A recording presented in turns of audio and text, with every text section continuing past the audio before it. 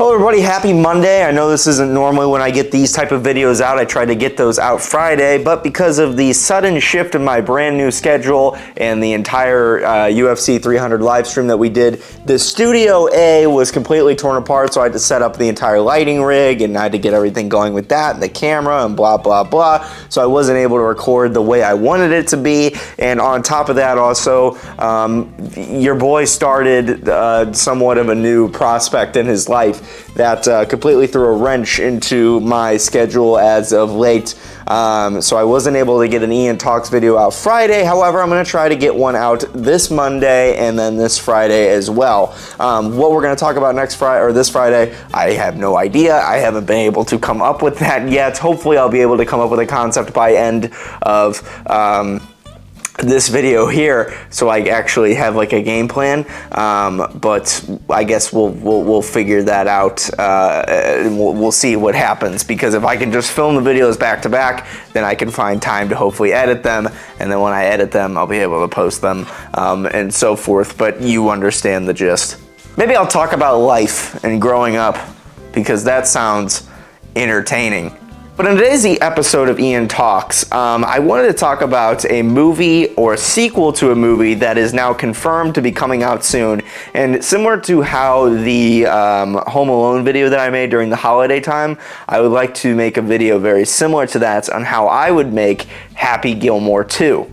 Now, if you didn't know already, I live in the Midwest. I live in St. Louis, and the weather is starting to peek its head out a little more and more. So the last couple weeks, while the weather has been warmer, I have been playing an insane amount of golf. Well, actually, I've been doing an insane amount of hitting, shanking, duffing, hitting it fat, and then going to find my ball, because I'm absolutely ass at the sport. But my entire life as a child, my dad and all his friends and my brother absolutely love playing golf, and I refused to play it because of an incredibly shitty experience one of my first times playing, and it was absolutely terrible. But now that I'm getting older, I got into golf a little bit more over the last couple years, and now I actually enjoy it a pretty fair amount. So I guess I was in the mood to make a movie or to talk about a movie that's really about golf, but everybody loves Happy Gilmore, whether you're a fan of golf or not. It's an all-time classic movie. It's one of the greatest Adam Sandler movies, if not the greatest Adam Sandler movie ever made. Very recognizable world and character. And now we have confirmation that Happy Gilmore 2 is a plan, and they are working on it, and it is potentially going to come out here in the next couple years, and that is something very, very, very exciting. Now, I know people are very sensitive with their sequels about, bringing back a classic world or a classic movie to make a sequel all these years later. People are very protective of that. However, I've always been a person to see something if that I feel like there's more to do with that world, or if it could be fun to come back and enjoy it into some capacity. Obviously, you don't want to ruin that IP and ruin the legacy of the movie. You want it to be, a good return to that series. Even after all these years later, people quote Dumb and Dumber 2 a lot for trying to do that, and it not working, even though I think Dumb and Dumber 2 is a little underrated. I don't think it's that bad. But I understand the skepticism and the fear of bringing back Happy Gilmore, because Happy Gilmore is really, really, really a phenomenal, funny movie with a great character. The backup long drive shot is, it's iconic. That movie came out so long ago, and it's short enough, and there's wiggle room there to do more fun, creative, interesting things with Happy Gilmore in his second movie, but doing it in a way that pays homage to the original one, but still having its own unique identity, but drawing a lot from the original movie. Now, how do you do that? Well, it's simple. You do Happy Gilmore, you bring back Shooter McGavin, you bring back the long drive, you have them do stupid shit and punch people on the golf course, and maybe have them fight a celebrity or this, that, and the other. And really, you kind of make it's a sequel, it's a continuation of that story, but you tweak it a little bit so it's kind of very similar to the original, because if it ain't broke, don't fix it.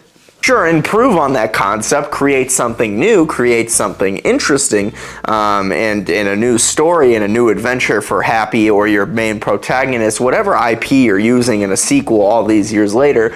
Create a new environment, but keep the backbone of what makes it so strong. What makes Happy Gilmore strong? You have a great protagonist in Happy Gilmore, you have a great antagonist in Shooter McGavin, you have a great setting, which is golf, and you have unbelievably funny comedy.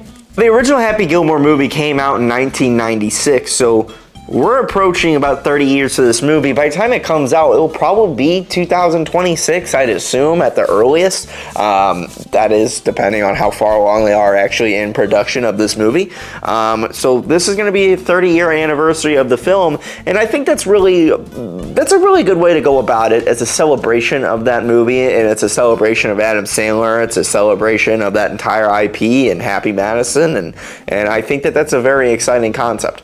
Now, when making Happy Gilmore 2, you don't have to take it that seriously. That's the good thing about these IPs. The original wasn't taken that seriously, and that's why the sequel shouldn't be taken that seriously either.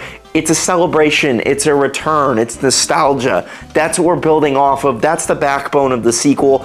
Roll with it. If it ain't broke, don't fucking fix it.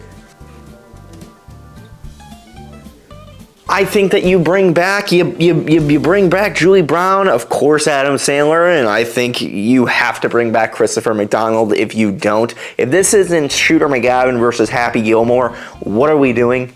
Unfortunately, Richard Kiel, who is the big guy, the big construction worker guy, he unfortunately passed away, as well as Carl Weathers, and that is incredibly sad, and that sucks that they're not going to be here for this, but I think you can pay homage to them and give them a very good legacy moment of their own, and Bob Barker unfortunately passed away as well. That would have been really funny to see Happy Gilmore and Bob Barker run into each other in this sequel in some capacity, but I think there's a way to pay homage to them in this film, and you absolutely should. The runtime of this second movie, it shouldn't be 2 hours. It shouldn't be 2 hours and 20 or 30 minutes. It should be a nice, tight 90-minute film that just straight to the point, sets it up. Where's Happy at? What's Shooter doing? Move into it. Now, like I said, this movie should be about Happy Gilmore versus Shooter McGavin. Don't do something stupid where they just go away from golf and they start doing fucking hockey, or they play a completely different sport in its entirety like some movies do to try and like flip it for the sequel. Don't do that. Golf. It's golf. Let's just do Happy versus Shooter at golf. I would make it, if it was me writing this film, the call to action in this film that sets up the big dramatic thing is that I would have Shooter McGavin trying to get vengeance on Happy Gilmore all these years later. It should be 30 years in movie time, like a very, very long time, and it should be, in my opinion, the senior tour. Maybe you do something along the lines that you can either do it where Happy Gilmore continued to play golf and made money and was an incredibly successful golf player, or you can do it where he literally just stopped playing after that win against Shooter McGavin 30 years later, and Shooter McGavin continued to play, or he quit and wanted his vengeance all these years. It doesn't matter. If I had to pick one or the other, it seems more realistic that Happy would have quit after all these years, and maybe he gets invited back to the senior tour, or he gets coaxed back into the senior tour by Shooter McGavin in some capacity. But I think it should be that once Shooter McGavin hears about the senior tour, he thinks in his head, okay, holy shit, I have my chance to finally get my vengeance on Happy Gilmore after all these years. And I think it would be a very interesting aspect that, like, Happy hasn't played golf in a very, very, very long time, and he's trying to figure out how to do it despite the fact, maybe they do it's like a senior tour with all the yellow jacket winners, or green jacket, whatever it is, and I believe it's yellow in the Happy Gilmore movies, and I think that would be kind of funny.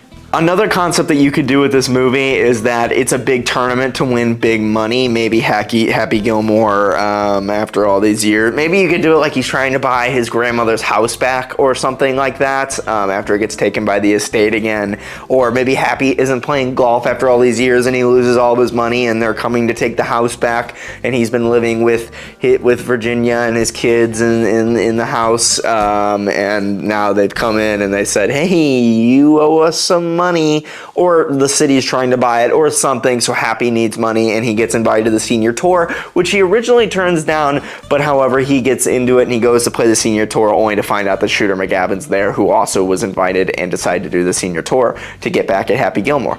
Boom, bang, you got a call to action, you got a conflict, you got something that Happy needs to achieve, you have something that Shooter wants to achieve, and why these two are going to be clashing heads. Another very interesting, funny concept that you could do is that they think that they're going to be playing with each other, however, it's a senior tour pairing, and Happy and Shooter end up being put together. However, they both need the money, and they both want to win, and they have to figure out a way throughout the movie to coexist to figure out how to win the senior tour.